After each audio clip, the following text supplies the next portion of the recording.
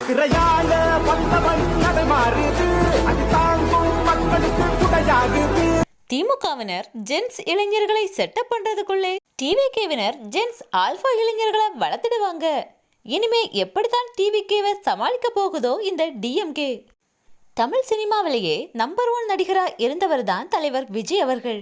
இன்று தன்னை வாழ வைத்த தமிழக மக்களுக்காக தன்னுடைய சினிமாவின் உச்சத்தையும் விட்டுட்டு அரசியலில் குதித்துள்ளார் தலைவர் விஜய். நடந்து முடிந்த தேர்தலில் மக்களின் பெரும் ஆதரவு பெற்று ஆட்சியும் பிடித்துள்ளார் விஜய். கட்சி தொடங்கி வெறும் 2 ஆண்டுகளிலேயே தலைவர் விஜயை முதல்வராக்கி உள்ளனர் தமிழக மக்கள். கடந்த 1 மாதத்தில் மட்டும் முதல்வர் விஜயின் ஆட்சி மக்கள் அனைவராலும் பாராட்டும்படியாகத்தான் உள்ளது.